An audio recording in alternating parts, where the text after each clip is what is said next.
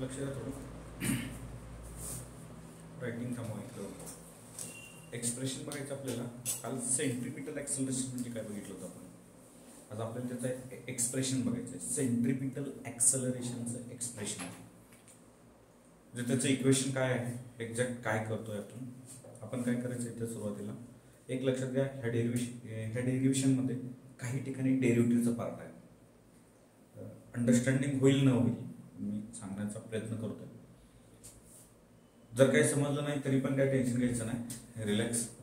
मॅथ्सचा एखादा पार्ट जर डेरिव्हेटिव्हचा जाऊ तुम्हाला ते लक्षात येईल, समजून जाईल. मी एक तासभर तरी ॲटलिस्ट सरांना सांगतो की मॅथ्सच्या डेरिव्हेटिव्ह थोडं रिवाईज करा, कारण मला CET-साठी सुद्धा लागणार आहे. उद्या एखादा तास जर त्यांना वेळ मिळाला तर बघूया आपण. आता इकडे काय सांगतोय बघा, एक पार्टिकल घेतलं पॉइंट एला. Initial position of the particle point A on a x-axis, lies on an x-axis, and that particular point is revolve on a circumference of circle, but constant speed. कोणता स्पीड कॉन्स्टंट आहे? अँग्युलरचा speed कसा आहे? Constant आहे. आणि ते revolve कसं होतंय? Anti clockwise होतंय. रिव्हॉल्व कसं होतं? Anti clockwise. Okay, anti clockwise फिरणार आहे. मग सर पॉइंट पी काय? पॉइंट पी हा इन्स्टंटेनियस पोझिशन आहे. टाइम टी नंतर काही वेळेनंतर हे रिव्हॉल्व करायला चालू झाल्यानंतर हा पॉइंट पी हा त्याचा इन्स्टंटेनियस आहे. थोड्या वेळानं तो इथं पण असेल, इकडं पण असेल, इकडं पण असेल, तो रिव्हॉल्व व्हायला लागला. त्याला आपण थोड्या वेळापुरता असं समजू की एक मूवी प्ले करायला लागलोय, पॉज केला आपण, म्हणजे त्याला या ठिकाणी पॉज करू. आर बार हे त्याचं रेडियस वेक्टर आहे. आर बार हे काय? रेडियस वेक्टर आहे. किती अँगल केलं एक्स ऍक्सिस सोबत? थीटा इतका अँगल केले. थीटा बरोबर ओमेगा टी. काल सांगितले कसे येत आहे. थीटा इक्वल टू काय? Omega T. हे आहे एक्स, हे आहे वाय. बाबांनो, टॉपिक नंबर 2 मध्ये आपण रिझोल्युशन ऑफ वेक्टर शिकलो. ओके, या रेडियस वेक्टरला मला रिझॉल्व्ह करायचं आहे, एक्स ऍक्सिसच्या ठिकाणी लिहायचं आहे. तर हे येतं आर कॉस थीटा. ज्याच्यासोबत अँगल क्रिएट केलाय मी तुम्हाला तिथे सांगितलं होतं, कॉस थीटा घ्यायचं. त्याच्या अपोजिट साइडला काय घ्यायचं? R sine theta. काय घेतलं? R sine theta. बघा, X is equal to R cos theta, Y is equal to R sine theta. आता इथं theta is the angle made by the radius vector. Omega सांगितलं मी, अँग्युलर स्पीड. याचं position vector काय? आता ह्याला दोन, ह्याचा पॉइंट आहे म्हणजे हे एक्स ऍक्सिस पासून आणि वाय ऍक्सिस पासूनच असायला पाहिजे. म्हणून याचं पोझिशन वेक्टर काय दिलं? X I cap plus y जे कॅप. मग मला ही जी स्प्लिटिंग, या रेडियस वेक्टरला आपण स्प्लिट केलं एक्स ऍक्सिस आणि वाय ऍक्सिस वर, म्हणजे हे स्प्लिटिंग केलं. याचा अर्थ मला एक्स ची व्हॅल्यू काय मिळाली? R cos theta. आणि वाय ची व्हॅल्यू काय मिळाली मला? R sine theta.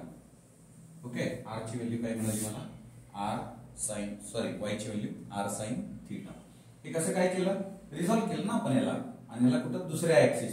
जर अँगल इथं असलं असतं तर मी इकडे कॉस थीटा घेतलं असतं, इकडे काय घेतलं असतं? साइन थीटा घेतलं असतं.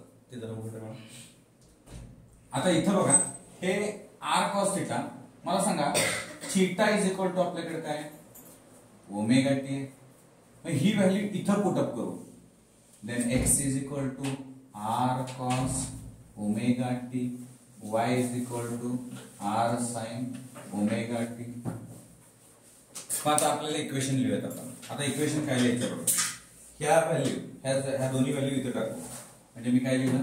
आर बार बरोबर r cos omega t. X ची व्हॅल्यू टाकली, r cos omega T I cap plus R sine omega T जे कॅप. काहीच नाही, एक्स वाय ची व्हॅल्यू कुठे टाकली? या इक्वेशन. सपोज याला इक्वेशन नंबर 1 मध्ये टाकलं आपण. ओके, आता इथं हे झालं मला काय?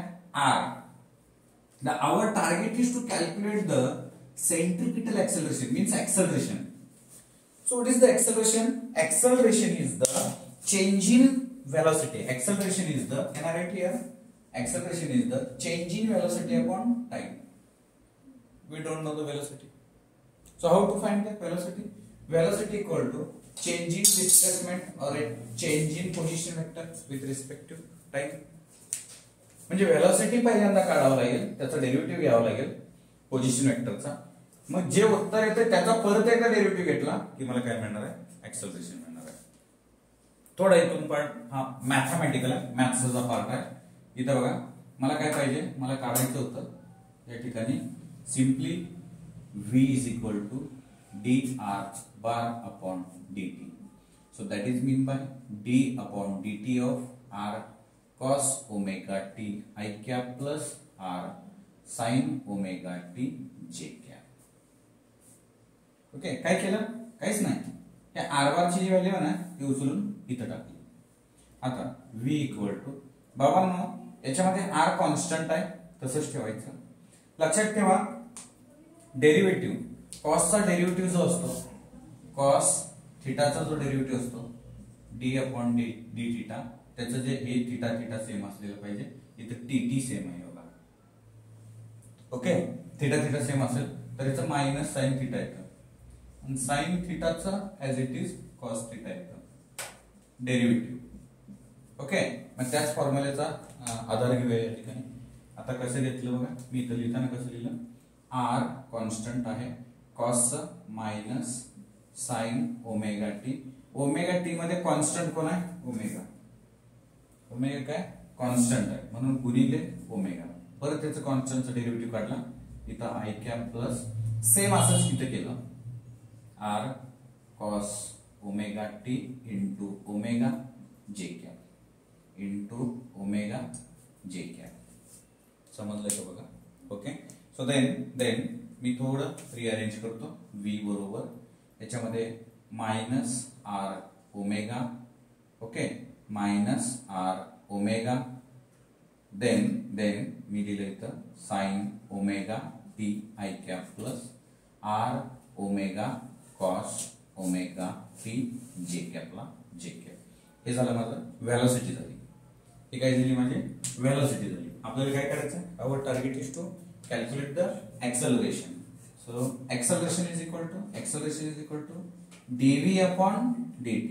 That is mean by a equal to, simply can I write here a equal to d upon dt of ही सगळ्या व्हॅल्यू minus R omega sine omega t I cap plus r omega cos omega t j cap.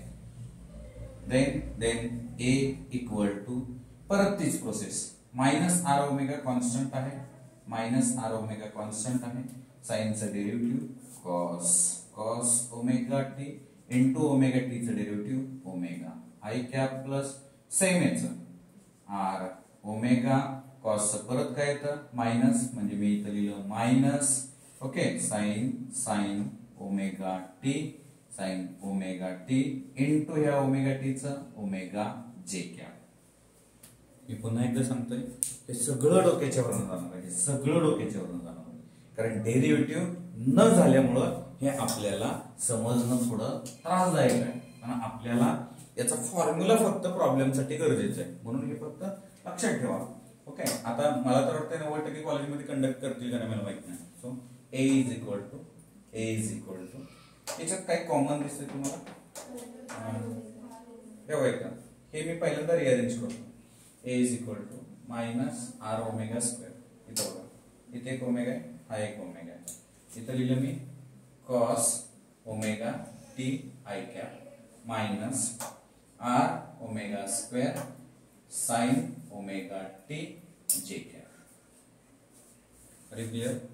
Then A is equal to minus omega square मी बाहेर घेतो, R cos omega T I cap plus R sine omega T जे cap. बघा minus omega square मी काय घेतलंय, common घेतलंय, minus omega square common घेतलेला आहे. इथं मायनस इथं काय झालं प्लस झालं आपल्याला. ओके, हे इथं आहे. ओके, हे जर मायनस प्लस मायनस होतं जर अप्लाय केलं तर आपण. सो देन इथं बघा हे कुठं दिसतंय बघा, r cos omega T I cap r sine omega T जे cap, r sine omega T जे कॅप, याची व्हॅल्यू काय झाली r bar. So a equal to minus omega square r bar, म्हणजे याचं r bar minus r bar omega square, r omega square वाचायला छान वाटतं.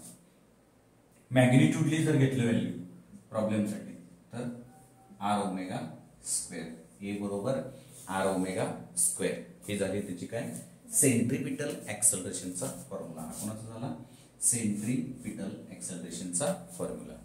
बट काल आपण बघितलं काय बघितलं v equal to r omega. तर ओमेगा इक्वल टू काय लिहू शकतो रे v अपॉन आर. मग मी ओमेगाची व्हॅल्यू इथं टाकतो म्हणजे मला ऍक्सलरेशनची व्हॅल्यू काय मिळेल. मला ऍक्सलरेशनची व्हॅल्यू या ठिकाणी काय मिळेल बघा. ऍक्सलरेशनची व्हॅल्यू इथं बघूया ए बरोबर आर हे ओमेगा स्क्वेअर आहे v square upon r square. एक आर कॅन्सल झालं ए बरोबर v स्क्वेअर अपॉन आर. अजून एक मला फॉर्म्युला मिळाला.